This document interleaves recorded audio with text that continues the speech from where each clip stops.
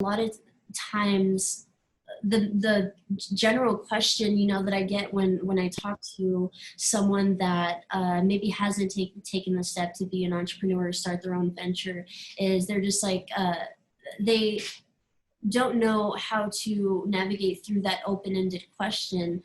So what are your tips for or advice to that person that is kind of maybe trying to find their purpose or find where they're happy, and it can also generate money and prosperity for them? Okay. The biggest overall tip that I can say is to always check in with yourself and explore a deeper relationship with yourself, because your heart and your soul will always want one thing, which is whatever makes you feel the most free, expansive, and abundant, and joyous. Mm-hmm. We have been conditioned to listen to everyone else except ourselves. And there's a lot of information out there. So whatever information that we get, if we find that we are having difficulty having it originate from what our soul is trying to tell us, then we get that information elsewhere.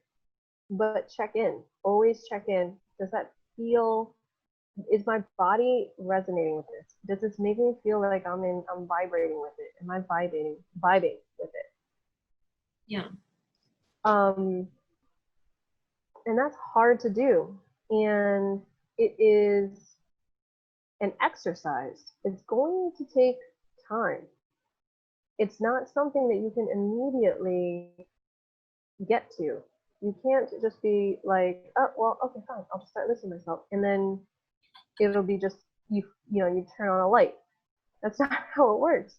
Yeah. And you'll find that the more that you do it, the more you'll be able to get clues and information, all the things that you need.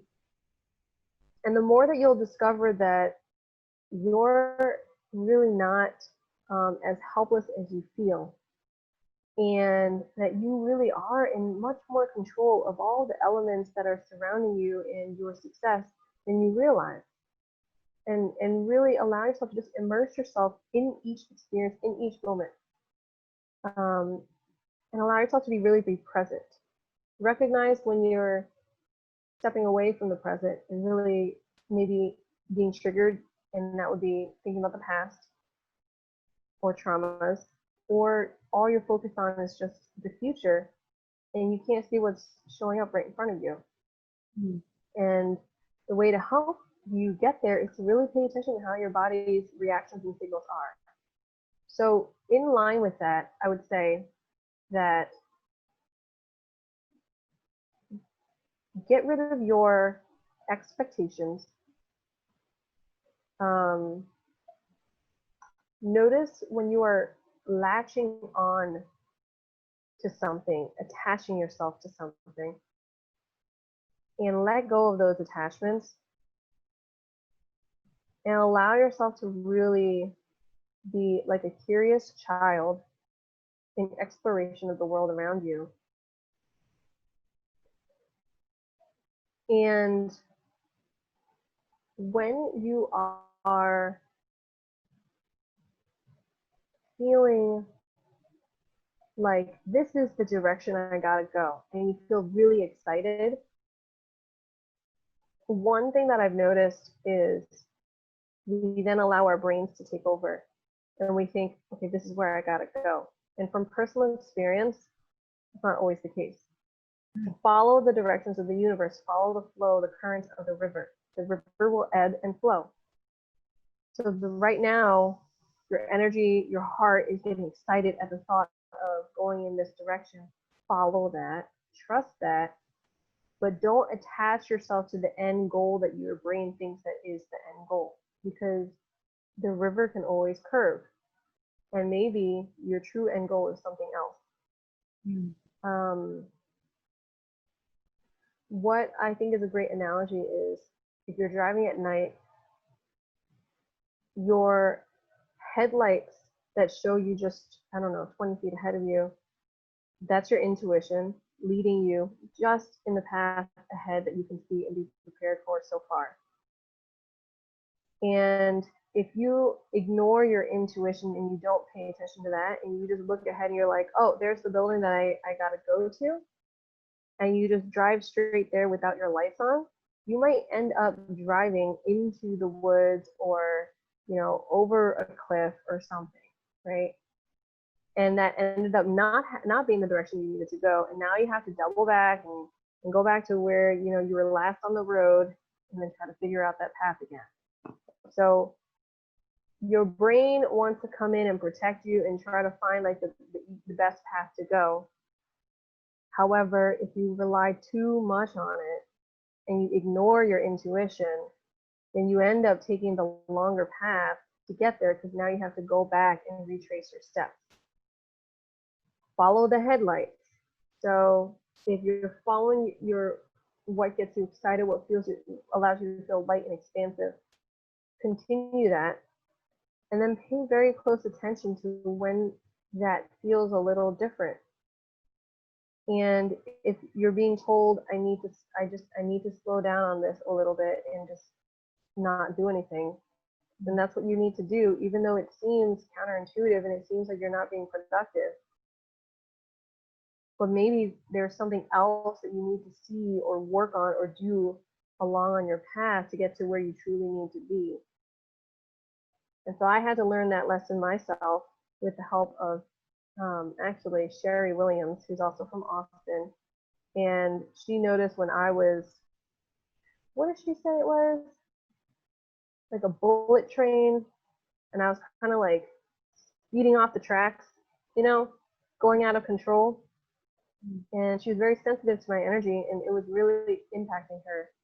And she helped me slow down. I didn't want to slow down. I did not want to slow down, but I did. And I'm so glad I did, because it allowed me to recognize where I thought I was supposed to go. It's not really where I'm supposed to actually go. I can see that because, you know, I know you as through networking, and I met you first as a business lawyer. So you're you're like that, and it's great to see that. I mean, I know that you're like, but it's amazing. It was admirable to see. Thank you. And so it's okay to slow down. Sometimes we need to, and that's another, I would say, secret is like, listen to your heart and what it feels. If you find yourself too much in here and you're no longer able to feel yourself, things are going to get out of control. I started showing up late to things, like I could not get like things straight. It's going to show up in your life. So the best thing I can say is really start paying attention. And the intuition, if you think about it, your body can be like an antenna.